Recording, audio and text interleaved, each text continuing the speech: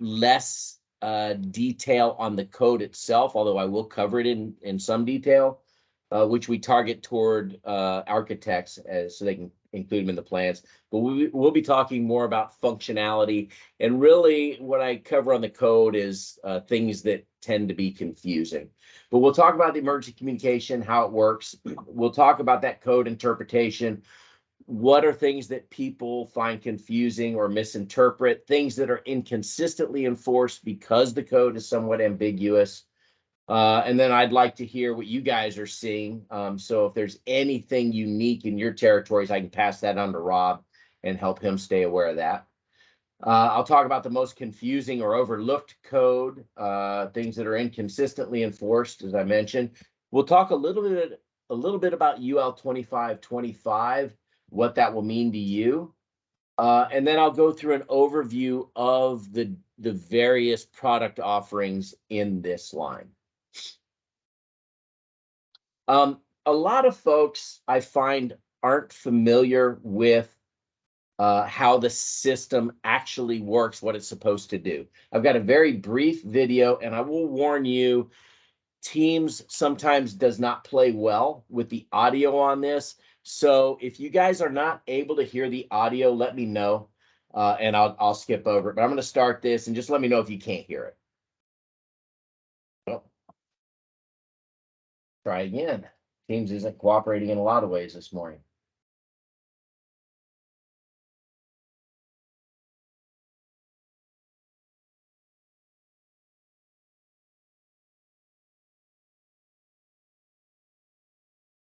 All right, hang tight. I'm sorry, guys. This thing is locking up on me.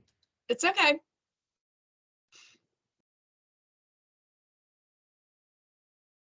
All right, guys, I'm sorry. I'm going to skip over this one. It's not going to play. Basically, it's a brief video that shows the system itself is a self-contained communication system that is intended for someone who might be trapped in the building to be able to reach out to someone else in the building. And if no one is available, then it rolls off site to monitoring or 911. And we'll talk a little bit about that going forward. And then when responders arrive, it allows them to be able to go to the base station and reestablish communication directly with the person in need. So it eliminates cell phone signal spottiness. There are a lot of requirements around ADA requirements as to how the system has to work so that it's inclusive for anyone who might need it. So apologies for that video thing not working, but I'll jump into the code interpretation.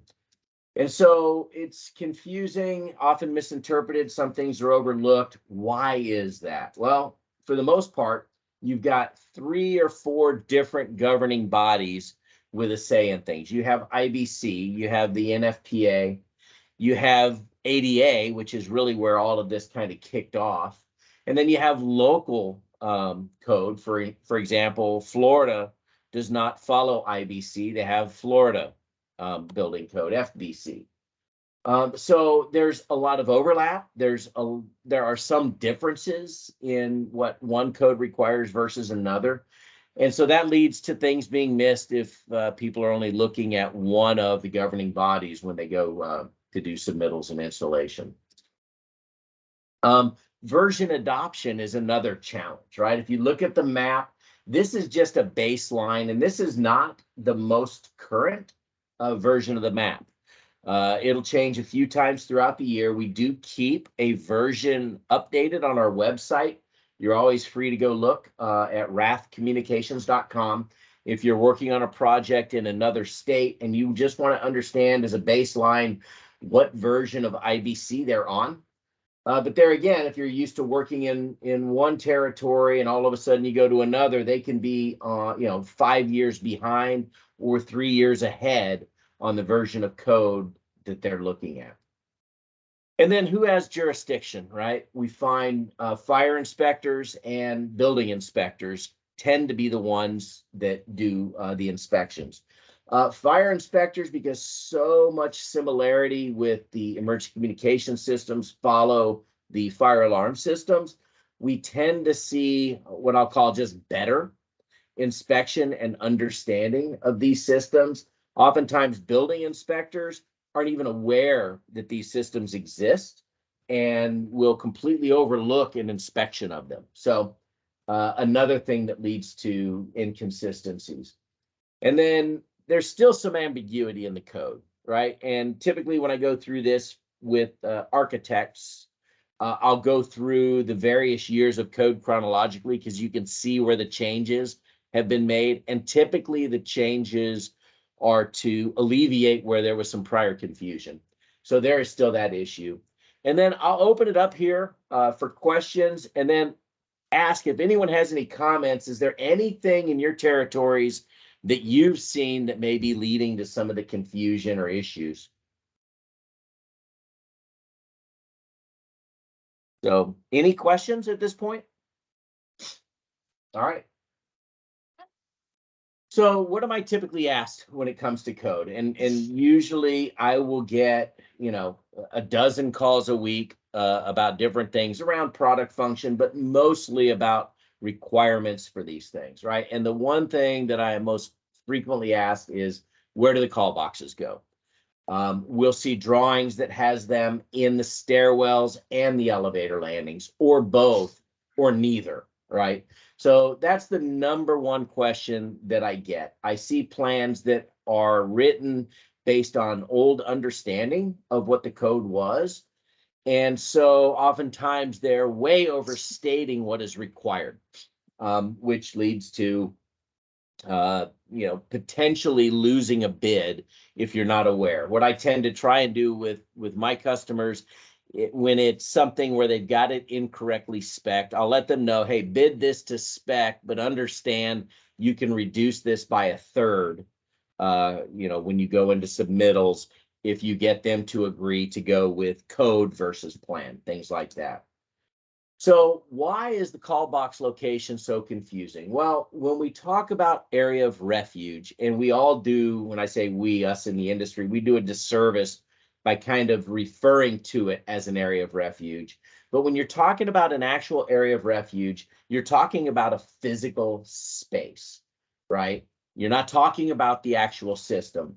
It's a physical space that has a designated location and governance around the survivability of the space and what's required in the space. And all of this originally came about when you look at the original IBC code, it starts out in stairways, right? It says in IBC 1007.3, says stairways. Stairways have to incorporate an area of refuge. So right away, they designate areas of refuge in stairways. And the reason for that is the survivability of the stairways, right? And it establishes that area of refuge has to have two-way communication system. So right away, you've got a physical space, and the communication system is tied into that physical space. But there's some exceptions, right? One of which says that if the building is fully and automatically sprinklered throughout, no area of refuge is required. So if you look at the way the code was written, and this code was, it ended here up until 2009. At this point, you would not be required to have an area of refuge at all, and therefore no two-way emergency communication in the building. In 2009, they added IBC 1007.8, which states two-way communication system should be provided at the elevator landing on each accessible floor, one or more stories above or below the level of exit discharge. So what they basically did in 2009 is they recognized they threw the two-way communication systems out with the sprinkler exception. So they brought it back in, and they realized that if the building's fully sprinklered, you can put these in the elevator landing. You don't need to go to the stairways, which is typically beneficial because there are usually far fewer elevator landings than there are stairway landings. And they did have some exceptions around this, none of which have to do with the sprinkler, right? If the call boxes are already in a stairway, you don't need to add them to the elevator landings, right? So it's an either or. And they specified that freight and service elevators are excluded if they're dedicated for that purpose. And again, prior to stating this in 2009, It was left to the HJ interpretation whether to have them at some or all of freight and service elevators. There's another code thing up here that they clarified in 2009 that specified that all elevator landings above and below the level of exit discharge are required to have call boxes. Because again, prior to that, if you had multiple on the floor, some AHJs would say, well, put it at one of them, or put it at all of them, or put it at a few of them, right? It was just ambiguous. They clarified that. So let me stop here. Any questions about any of this? All right. So there is a section there, you know, as we saw in the previous slide, it's either or, unless this occurs, right? IBC 2009 405.5.3.1 specifies that if you have the stairway doors locked, right? So if you're unable to re-enter the floor from the stairway by either, you know, key or badge, if a key or badge is required, then you have to add a call box every fifth floor in the stairway, in addition to having the call box at each elevator landing. And again, this is assuming the fully sprinklered building. Otherwise, the call boxes would already be in the stairway. I get a lot of questions, you know, well, that doesn't necessarily help someone in a wheelchair if they exit into the stairway and there's no call box on that floor. And I agree, right? It's more really if you've got, let's say you've got a 60-story building and you happen to get locked into the 50th floor stairway, that you don't have to go down 50 floors to get out, right? You can go to only a couple floors above or below and find a call box to call for help. Again, not necessarily helping somebody who's unable to navigate stairs, but yeah, they could hopefully find a way before too long of getting to a call box and getting some assistance. So any questions on this? All right. So on to the next item that I find people misinterpret, and that's signage, right? So there's two signs that will always be required. And really the differentiator here is area of refuge or emergency communications. And I'll get into that in a little bit. But basically 1009.9, 10, and 11 specify that directional signs and instructional signs are required, right? And so that's the sign on the far left. That's the instructional sign. That's a tactile sign that is required at every call box, whether it's in a stairway or an elevator landing. There's a section where you could put the location of the call box for somebody who may be a visitor to the building, may not be aware of what floor they're on in an emergency. You know, who knows what's going through folks' minds. And then you see the two tactile signs, the blue signs to the right of it. One for area of refuge, one for emergency communication. Those are typically either in the corridor that would lead into the stairway in the case of area of refuge, or into the elevator landing in the case of the emergency communication sign that would direct somebody navigating down a hallway that there's emergency communication devices or a place of refuge within. The signs that tend to be a little more confusing is the illuminated sign. And the reason it's a little confusing is that they specify that where exit sign illumination is required, the signs for area of refuge must also be illuminated. That code is in a section that is specific to area of refuge, and they don't repeat it in the area around two-way emergency communication for the elevator landings. Some AHJs interpret that that's an oversight, and so they want illuminated signs at either location. Some AHJs don't care and don't require the illuminated signs in the elevator landing. So what I'll leave you with on this is that if you're installing a true area of refuge in a stairway, then you will require all three of these signs, assuming that illuminated exit signs are required, which is almost all cases.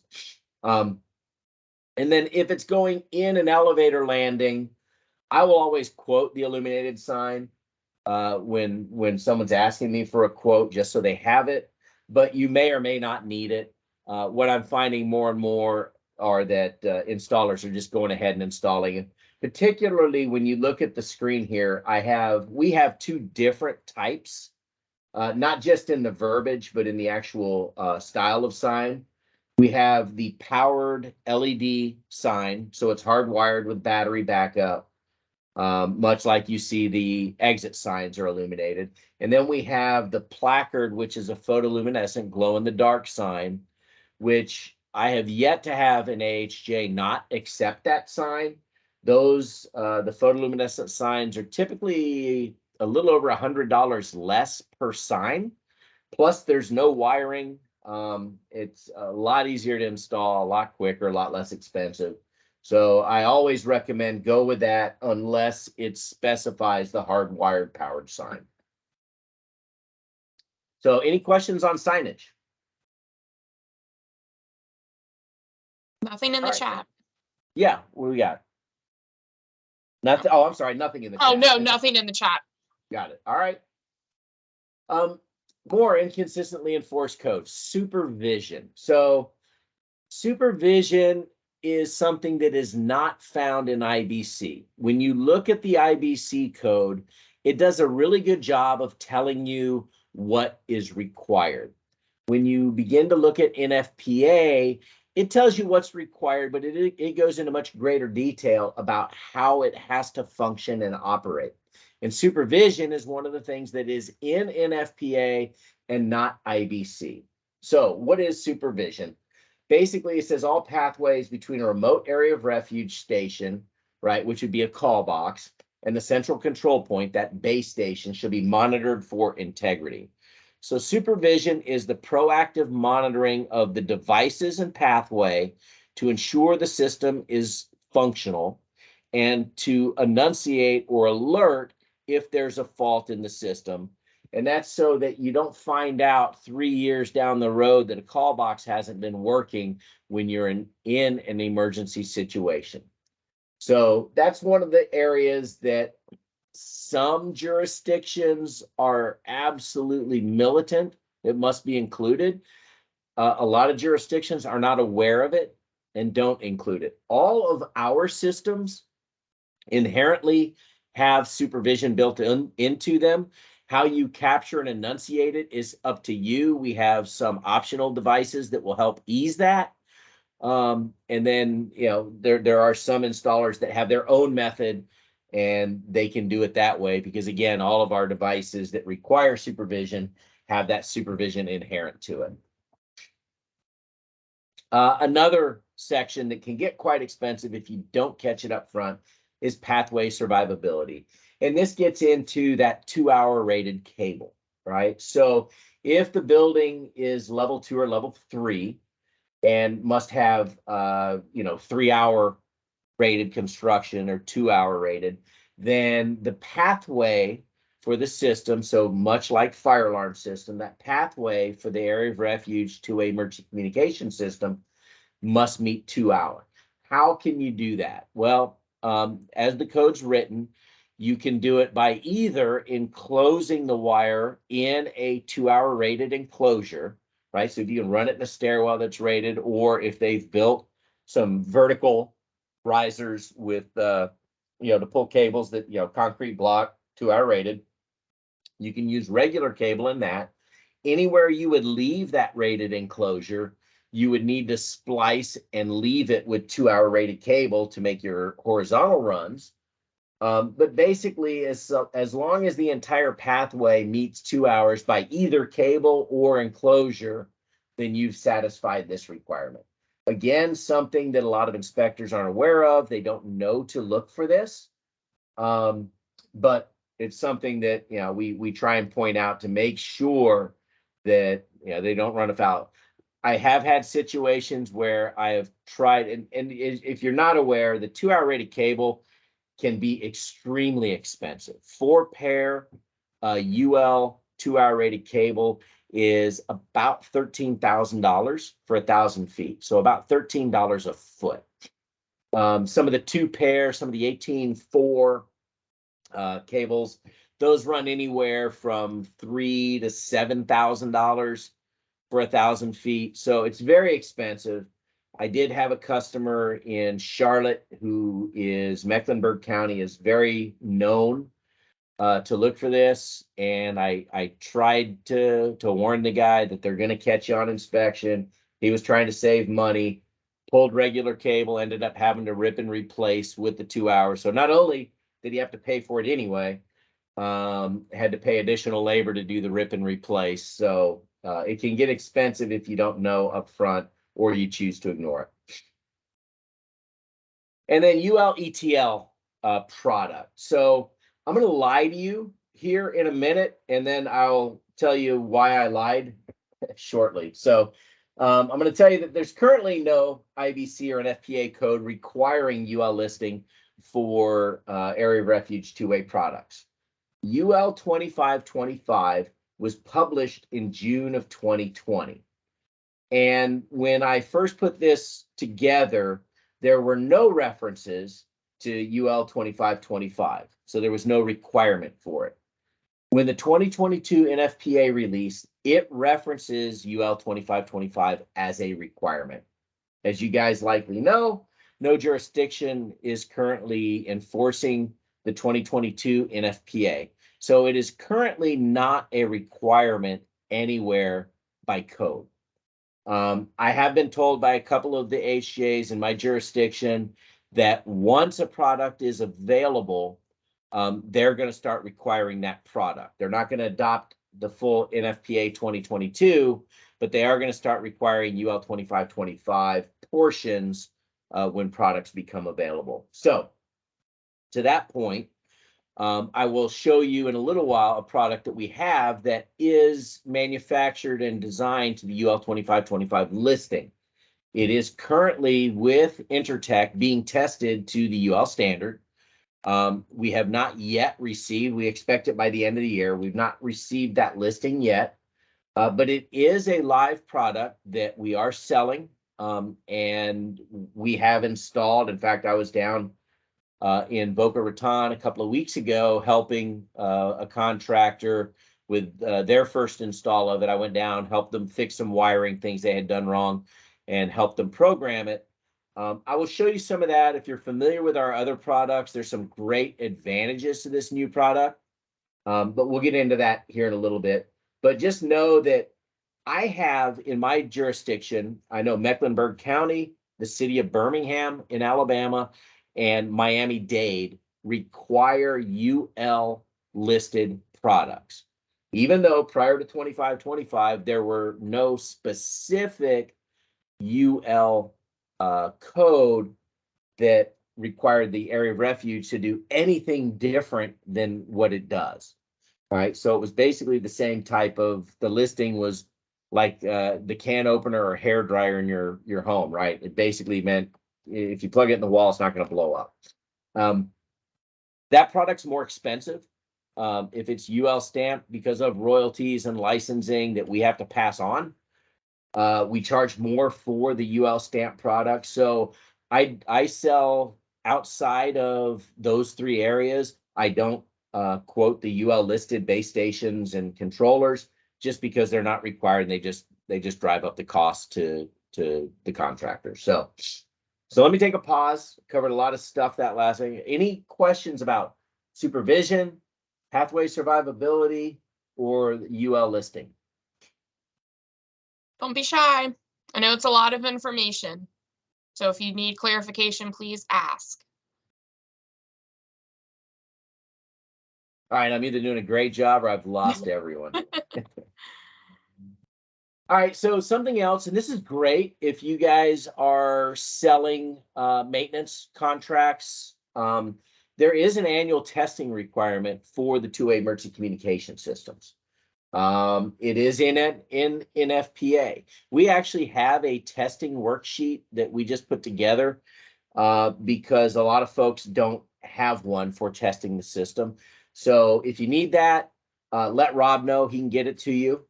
But it is a requirement. So if you guys are selling any kind of maintenance inspection services for fire alarm or anything else, you can add this into it.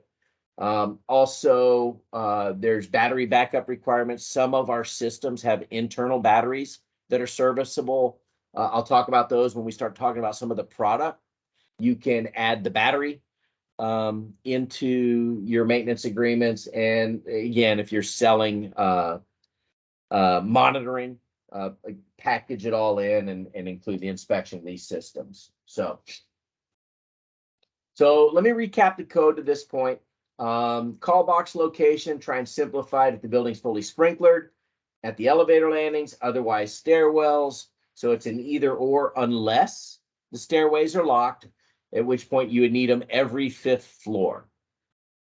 Each floor above and below the level of exit discharge is required to have a call box. Some buildings will have multiple floors that might exit onto a level. You got like a split level. You enter from a courtyard on one side onto the 1st floor, and then the main entrance from the parking lot is on the other side, and it actually enters on the 2nd floor.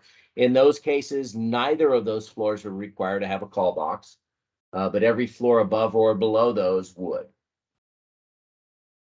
Supervision is always required, not always inspected or enforced. If level 2 or 3 survivability for the building is intact, then 2-hour pathway survivability end-to-end for the systems is required. Signage, like I said, the instructional and the tactile sign directing them to the location are always required. And then the illuminated sign usually required. And then there is the annual testing requirement. So any questions about the code before I jump into UL 2525? Like I say, this is kind of an abbreviated version. I do a deep dive and show pages and pages of code to architects, which I find is mostly boring for folks. So I try and prune it down for this. Is there anything that you've heard on the code side that I didn't touch on that you might want to ask about? Hey, Tim, this is Shane Klein from IPS, and I've worked with you guys for the past 12 years in a previous life before I came here. I think the common misconception that everybody has, and even the AHJs, because you guys came in and did a in-person event with us with 40 AHJs, is they were not educated on the code and who was to enforce it and all that kind of stuff. So the common misconception is that this isn't really needed, which you've obviously proven to be highly incorrect. And I think it's kind of up to us to help push that narrative with the AHJs in each of our territories. Is that something you see is a common thing throughout the states? Absolutely, right. And so one of the things that we do, in fact, this presentation deck kind of arose out of me training the Palm Beach County inspectors. And they are one of the more mature groups and more knowledgeable groups in my territories. But they had me come in and do training. So this is something that we do for not only contractors and architects and engineers, so that it gets specified and installed to code correctly. But we focus a lot on trying to get in front of AHJs and help them understand and interpret this. And that's a difficult thing. Right? The point you raised is spot on. Especially, and I kind of mentioned it earlier, who has jurisdiction over it, right? This came along after fire alarm. And so it's growing in the awareness amongst AHJs. So we're seeing year over year sales growth that we can directly attribute to greater and greater enforcement. So it's a good point that you raise. And if anyone out there has an AHJ or knows a group that would benefit from having us come in and speak with them, that would be great. I'll give you an example. I mentioned a couple of weeks ago, I was in Boca helping with the installation of our new system. The inspector came on site to do the fire alarm system, and they said, "Hey, are you the one doing the Area of Refuge?" She's like, "Yeah, I am." She goes, "But I've never done one, so I really don't know what to look for." So I actually stuck around an extra day, met with her, and did the walkthrough with her, trained her on the system, and now they're going to have me come in and train the entire Boca department on what the code requirements are for the system, how to function, how it functions, how to inspect it, things like that. So we are focusing heavily on trying to grow that awareness. That helps you and it helps us, right? You guys will install more systems and we'll manufacture more of them, the more that we can grow the awareness. But thank you for that. It's a good point. And yes, what you see is what we're all seeing across the country. Okay, and then just one more counter or a point to the guys and girls on here that do the sales and IP within IPS. Every time you're putting a fire alarm, you should be mentioning Area of Refuge in your scope of work if it hasn't already been asked about you, because 99% chance it's going to be required. Yep. Great point. And I've got a lot of my customers that I work with frequently that are very knowledgeable. They'll call me, "Hey, I just got some plans. They left AOR off entirely. Can you give me a quote for this?" And they'll give me a brief rundown. But yeah, we're still seeing a lot of new construction that they're not even specifying it in the design. So where I have folks like yourself that are knowledgeable and seek to include it, that's great. And so we can approach it from both sides, at the installer engineering level as well as the AHJ enforcement level. But thank you for that. Those are great points. All right, so let's talk about UL 2525 a little bit, right? So what is it? So the committee released it. They published it in June of 2020. It is the first UL listing specific to the operation and function of two-way emergency communications systems. Now, we've seen this before. We manufacture nurse call systems, and this is exactly how they do nurse call. So 1069, for example, UL 1069 covers the wireless nurse call system. There's another code for the wired system.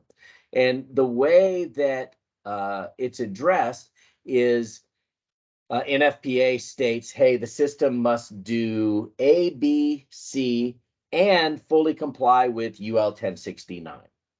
So we anticipated that eventually when they came out with UL 2525, that it would be done much the same way.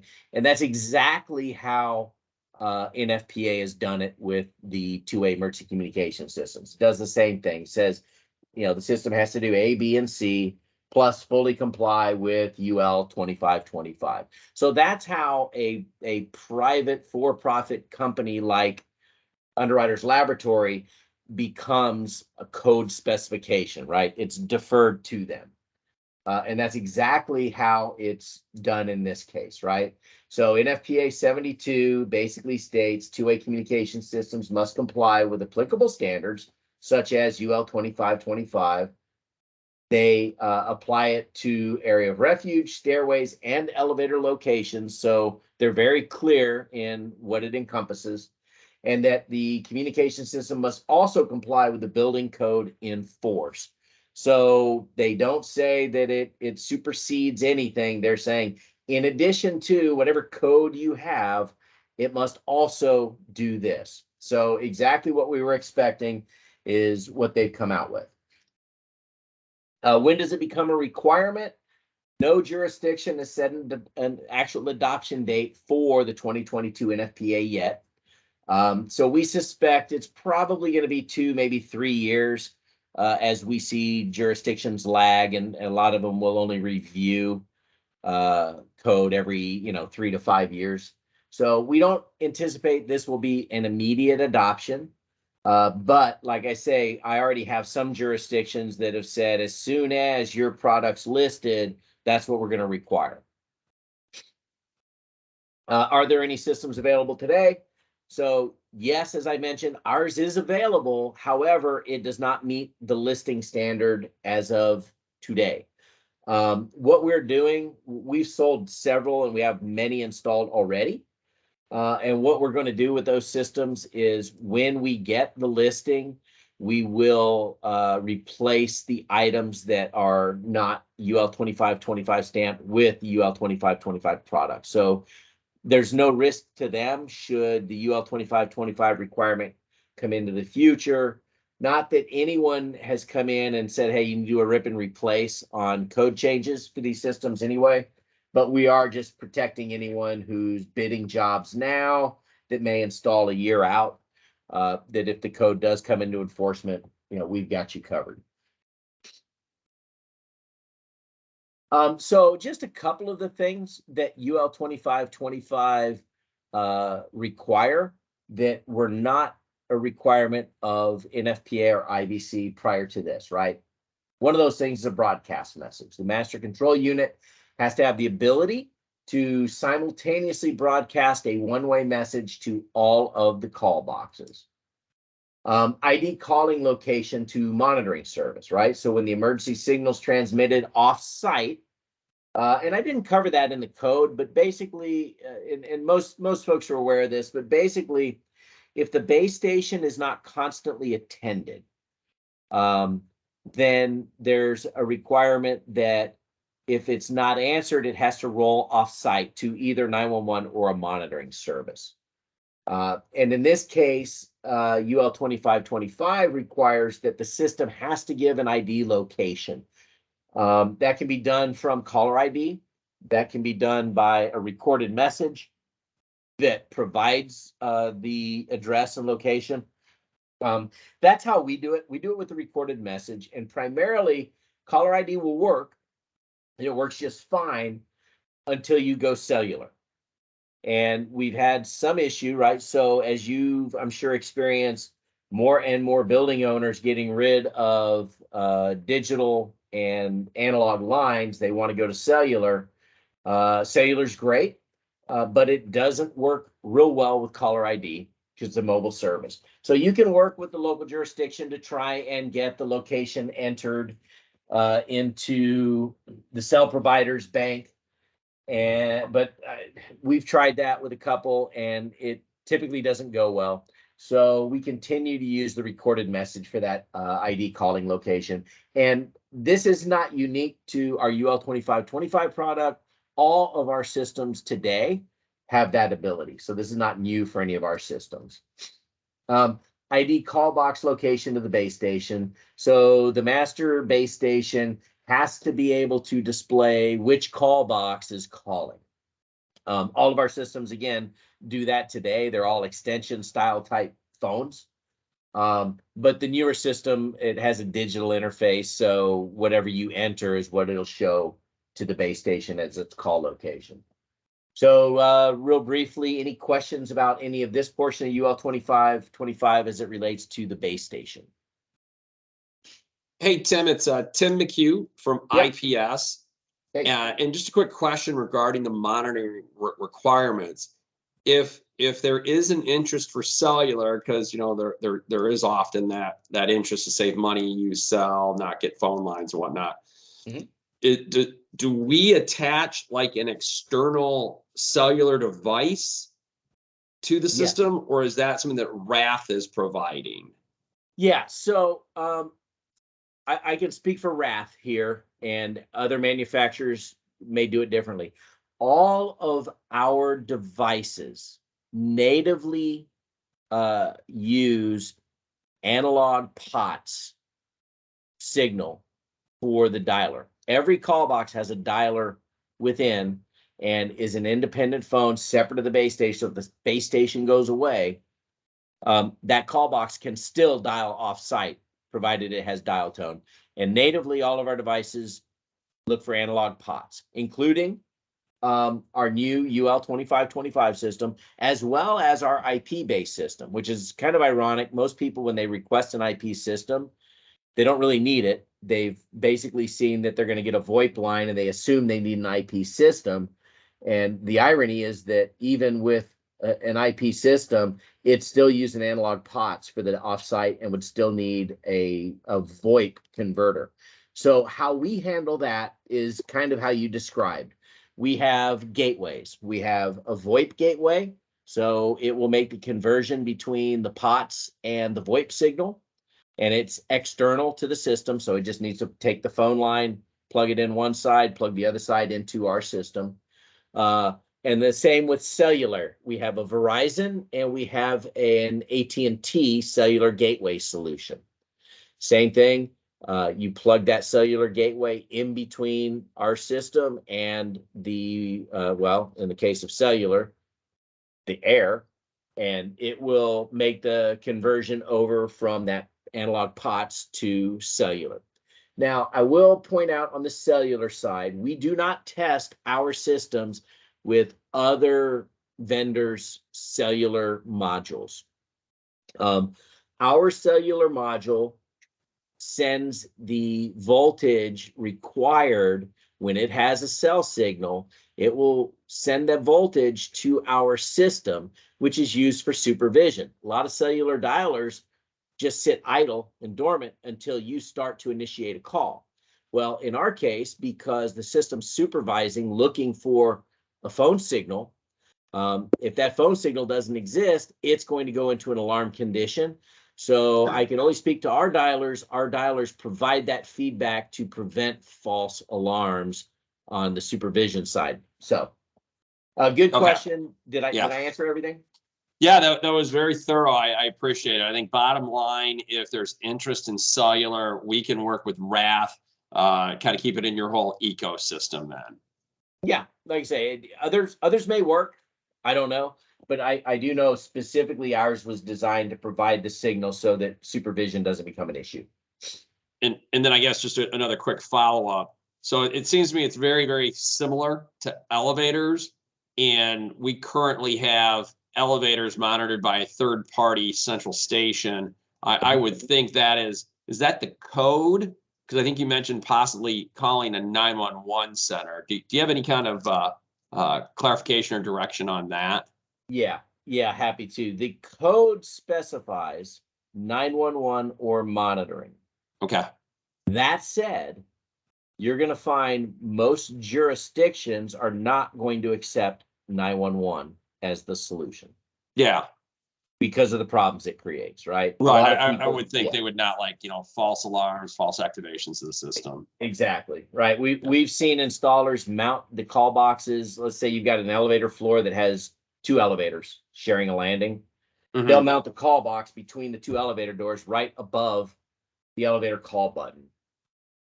And, so you see 50% of the time people push the call box thinking they're calling the elevator. They realize their mistake. They push the elevator, get in the elevator. By the time somebody answers, there's nobody there, and they dispatch. So, yeah. So that is an issue. We have some solutions for that. We do have covers for call boxes, and in fact, Denver requires it on all call boxes. They require a cover. And we have Mecklenburg County, so Charlotte, North Carolina, and Raleigh, because of the false call problem they have, are looking to change their requirement that if they get 2 false calls within a 12-month window, that you're going to be required to retrofit those call boxes with covers.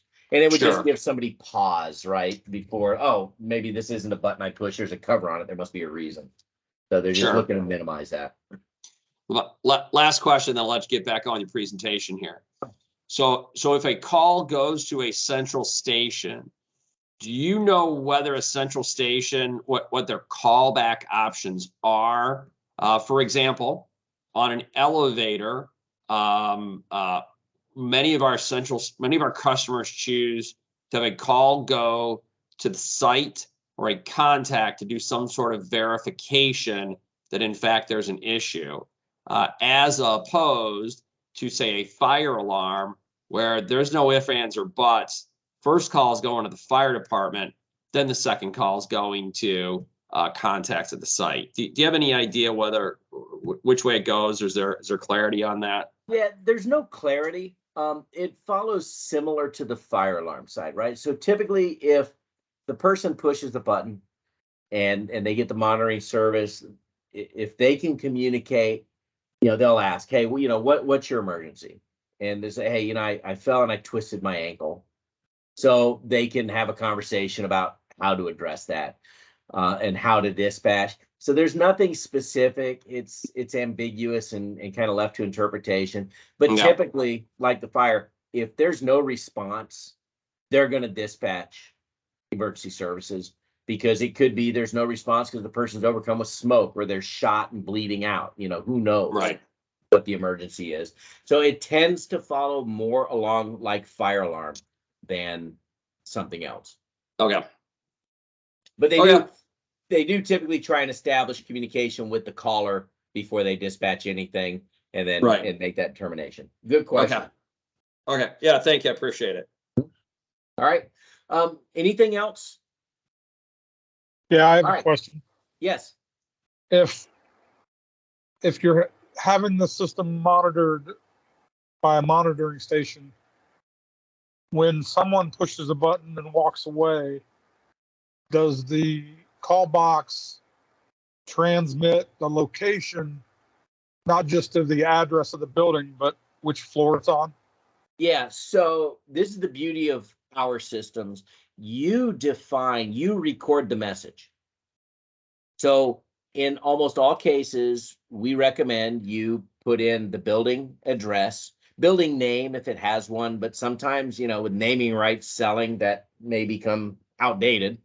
But the building address and the call box location, right? So, 1218 Fifth Avenue, Atlanta, Georgia, 8th floor, east stairwell, right? You can put that right into your recorded message. So that's what the monitoring service here. So you can get as granular and detailed as you like or as little in your message.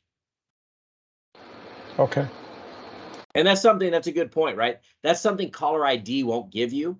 Caller ID could give you the building address, but where within the building, it's a crapshoot. Now, when responders arrive and go to the base station, they would find which extension initiated the call. But it's good to know, right, prior to that. So put it in the recorded message for the monitoring service to be able to pass that info on. Great questions. Any other? Okay, so UL 2525, we'll talk a little bit about the call boxes, what the requirements are. This is new, and this is actually nice because we run into issues with this.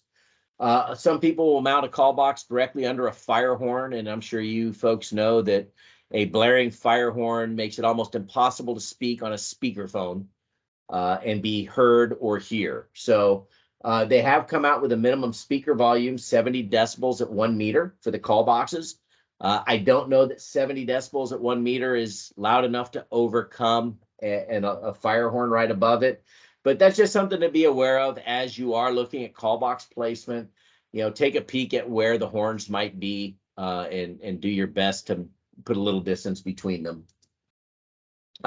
Visible and audible feedback is a requirement. And when they're talking about this visible and audible feedback, it's basically lights. We're not talking about video, but when you push the call box, the button has to do a certain, or the light has to do a certain thing. And there's instructions on the box indicating, hey, if the light's solid, the call has been placed and not answered yet. When it's blinking, there's somebody speaking. And that's useful if you've got somebody who is perhaps hearing impaired that initiated the call. They can, at least by looking at the lights on the call box, know when somebody has picked up the call. The visible and audible indication has to persist until the call is answered and two-way communications established.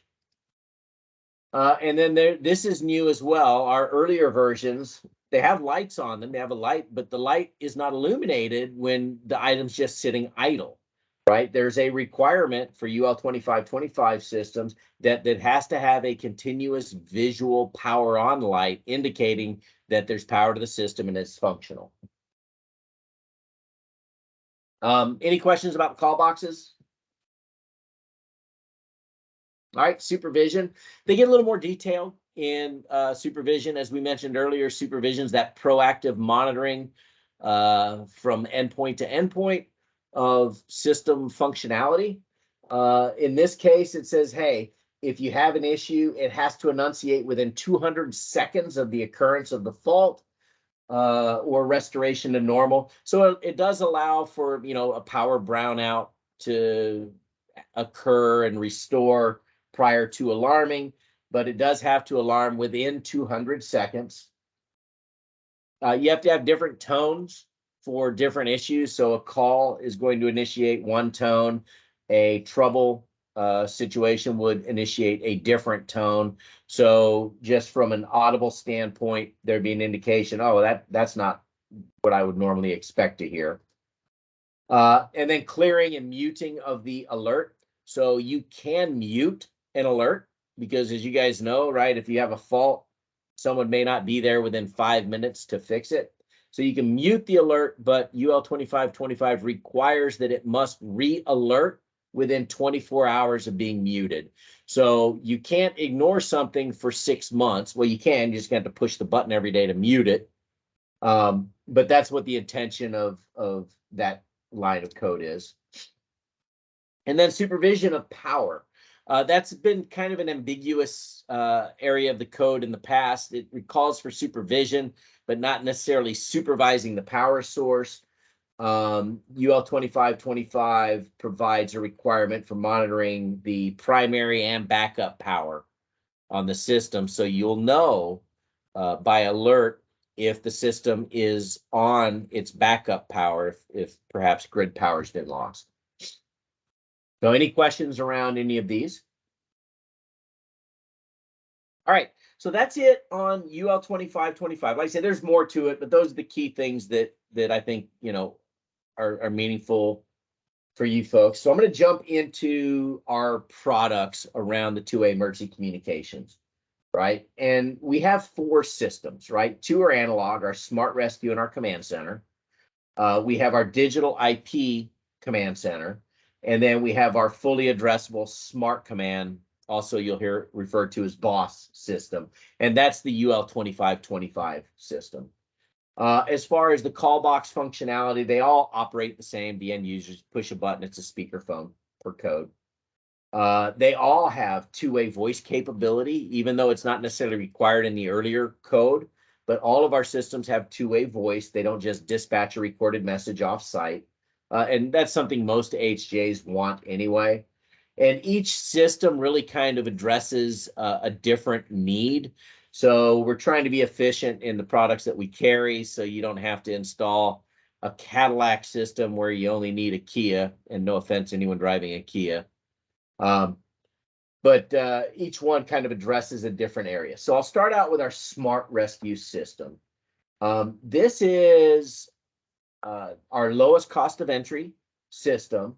It scales up to a maximum of 10 call boxes, and you can see the Smart Rescue 5 on the right will go up to 5 zones. The one on the left will go up to 10 zones. Either the 5 or 10 zone base can come in the wall cradle or cabinet. I just used the 2 different ones to show you examples of each. All of them, this comes up a lot. You see that all of them can tie into one phone line. For the offsite dialing, it is a shared phone line across the system. You don't need to run a phone line to each device for the offsite dialing. That would get crazy, stupid, expensive in a hurry. And then again, the two-way offsite voice is standard in all of our systems. You can see we got a lot of different flavors and versions of call boxes. We've got stainless steel or bronze flush mount faceplate if people want to match elevator doors. We've got the surface mount call boxes. We've got call boxes with covered faces, and then we have exterior rated NEMA for exterior rated fiberglass surface mount call boxes for exterior applications. So Smart Rescue, the biggest difference between it and the other systems that I'll introduce you to in a minute is the wiring. In this case, it's all direct home run wiring from the call boxes directly to the base station. You've got 2 pair going from the base to each call box for communication. Then from the power supply, you've got 18.2, right? Another pair to each call box. And from the illustration here, you can see for Smart Rescue, you can power up to 3 call boxes per run before you have to start another run. And then this graphic doesn't show it, but I mentioned Supervision built in. Each call box has a set of contacts, and you would pull a separate pair back from the call box. And what I recommend do is that you pull those back in series, splice it together so that you end up with a single pair back at your fire alarm panel. Attach it to a dry contact, plug it into your fire alarm panel. That is not a requirement. There's no requirement that it has to connect with the fire alarm panel. But we typically see that because it is a way to enunciate a supervised failure. With a system that's already there, you don't have to add another horn or strobe to supervise the system. Just plug it into something that can do it for you. The reason I say pull it back in series is this system scales to no more than 10. So if you get a fault, you won't know which of the 10 it is, but worst case, you're going to go to 10 call boxes, push a button, and you'll find it. When we get into our other systems, which can scale up to well over 100 call boxes, you don't want to do that. So you want something a little more addressable, and I'll show you that. This system has internal batteries. So each call box has a serviceable battery within. And for that reason, when you look at pathway survivability, yes, you would need it for the communication wiring side and the supervision wiring side, but you would not need 2-hour cable for the power supply side, because if that power supply cable were to melt, you would still have the redundant power at each device via the battery. The redundant power is not being supplied via the wiring like you will see in our other systems.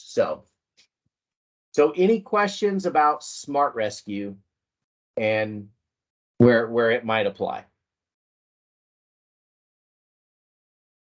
All right, so that takes us to our other analog system, Command Center, right? So this is needed, any install that would be more than 10. And typically the break-even point, if you have, it's close to around 7 or 8 call boxes. The additional wiring requirement of Smart Rescue versus the additional price of Command Center to shift over. And then if you have to use 2-hour cable, you might want to do a cost comparison and consider Command Center as well.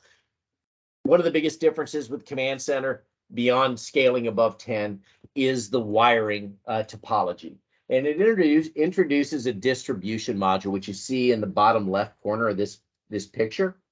The distribution module acts like a hub for the system. So as you see here, the UPS power supply, which is an indication that this does not have internal batteries. The power is redundant via the UPS. But the UPS power supply connects to the distribution module. You can place that distribution module in an MDF somewhere, wiring closet somewhere, just some protected area. You can put it in the fire command center, but you put that somewhere, and then all that is required is a single pair from the distribution module to each device. And that single pair will carry the communication, the supervision signal, and the power. So a lot less wiring requirement on this system than the Smart Rescue, which is good because this one can scale up to, I think we carry SKUs up to 116 zone systems for this, but we can add cards, and we have systems installed over 200 and 300 call boxes with this system. On the supervision side, like I mentioned, there is a module that you can purchase that plugs in between the distribution module and the call box. And it basically wires, it's like a patch panel. And it proactively polls the devices. It's just scanning the port nonstop back and forth. And when it sees a failure, it will light up that port, which gives you an indication You can label the ports. That will tell you which call boxes failed on the wire. Any questions about Command Center? All right, IP Command Center. Like I say, IP Command Center, very similar to Command Center, the analog version, except it reduces all that home run wiring back to the distribution module. There's a couple of gotchas about the IP system that I'll touch on, but basically, same thing. You've got a distribution module. The power supply goes to it to power the base station. The distribution module connects to a router, and then your call box is attached to the nearest PoE switch. They are configured as network devices, and that's how they communicate. They communicate across that network. So you don't have to home run wire back all the way to the command center. Once they're on a PoE switch and they have their IP address, you can configure the system and eliminate a lot of wiring. Now, the downside to IP system is if you have a very large install, let's say it's a campus environment, right? Maybe a college or a government building, and they want to leverage their IP, their network to run this system. You can do that. However, in almost every case, a customer's existing system is not going to have pathway survivability built in. If they have that large of a network, they've got off-site backup, they've got failover data center, everything else. So if the local system burns up in a fire, they really don't care. But from pathway survivability code requirements, they do care. And typically, if you wire into an existing network, you're not going to meet the pathway survivability requirements. Same thing if you install your own network. A lot of places won't let you put this system on their existing network, right? The first thing you're going to hear from the IT department is, no, we're not letting you put that on our system. We don't know what it does, right? A lot of folks will install their own private network for this because it a big cost savings on all the wiring. The same PoE switch 300-foot requirement is intact and in place for this, so you would have to meet that. And also the survivability. So just a heads up, IP does have some gotchas. Guys, I know I'm a little bit over on time, so I will speed up a little here as well. I want to be mindful of that. I apologize. Any questions about the IP or the two analog systems that we've talked about? All right, so our newest system, the Smart Command Boss, like I say, available today. We have it installed and running in a lot of locations. And we expect to have that UL 2525 by the end of the year, I hope. We're at the mercy of Intertech and their testing schedule, and they've been way behind due to the pandemic, so this has taken a lot longer than we had anticipated. The system today, it will support, today we've limited it while we're going through testing, we've locked it down. Ultimately, it will support 4 loops of 24 call boxes per loop. What's a loop? I'll show you that in a moment.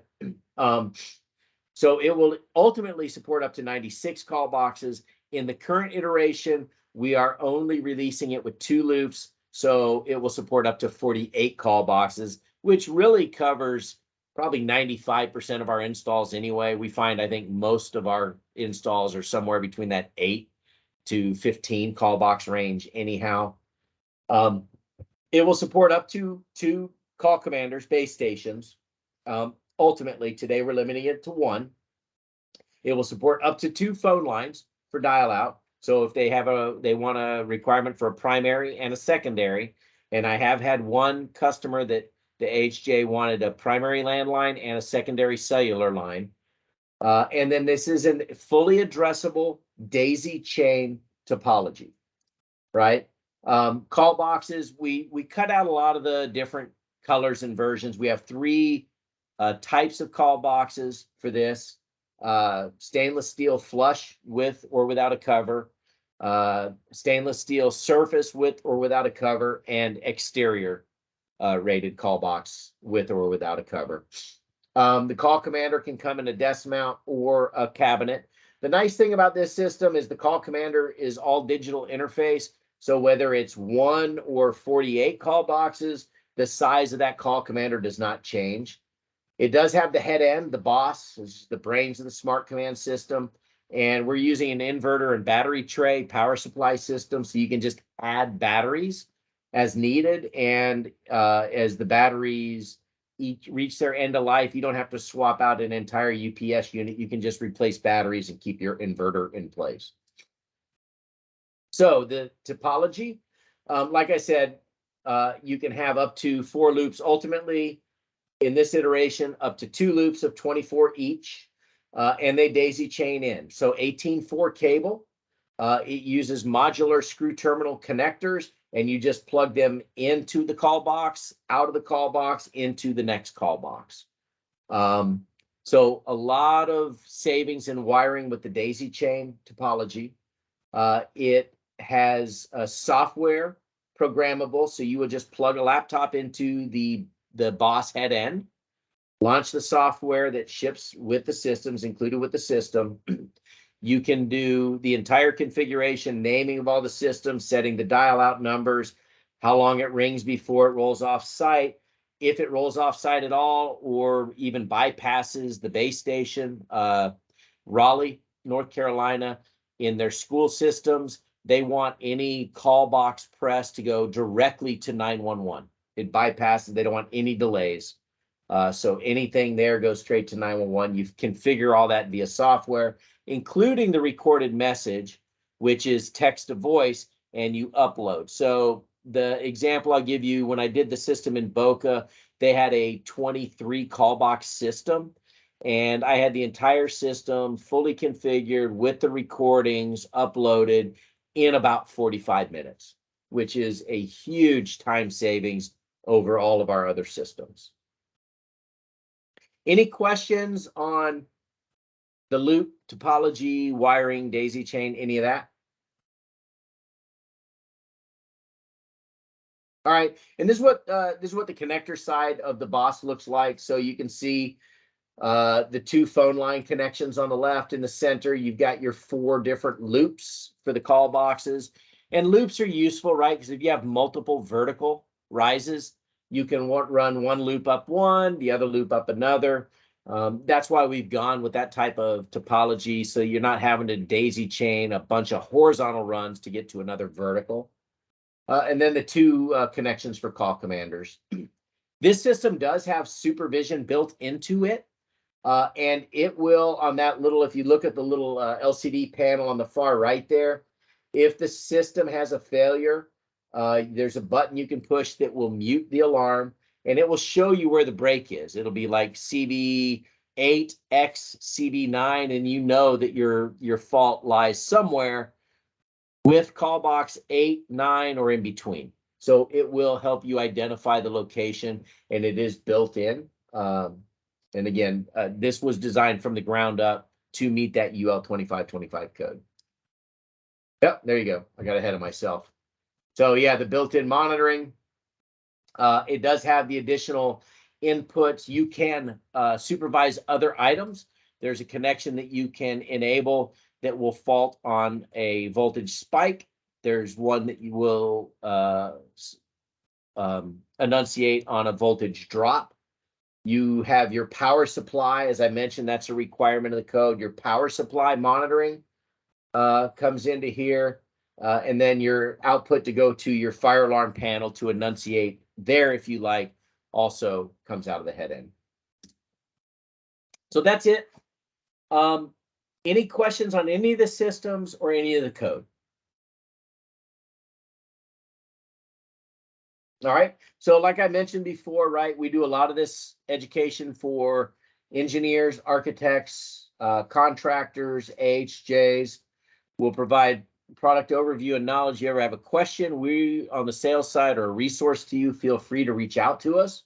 We do have separate technical training that you can have your installers, and that's done with our tech support team. They can get on with an instructor-led technical training for the installation and configuration of the different systems. We do have technical support, so you can dial in, get tech support from those folks. That's it. Are there any questions? Again, apologies for going over. But Yeah, no problem. That was a great session, a lot of information, but good, useful information. I know this is a hot topic here. So if y'all don't have any more questions, thank you for joining us. I do have one thing that I want to say. I've got an email address to follow up with everyone except for Matthew Phillips. So if you could either drop your email address in the chat box or send me an email at tneal@integratedprotection.com. That way I can follow up with you the resources from Rath, as well as get you your attendee gift card. That would be great. And then everybody else, just keep an eye on your inbox. I'll be sending out an email with link to the recording, resources from Rath, and information on your gift card. And with that, thank you for joining us and have a good rest of your Wednesday. thank you, Taylor. Thanks. Bye, everyone. Thank you.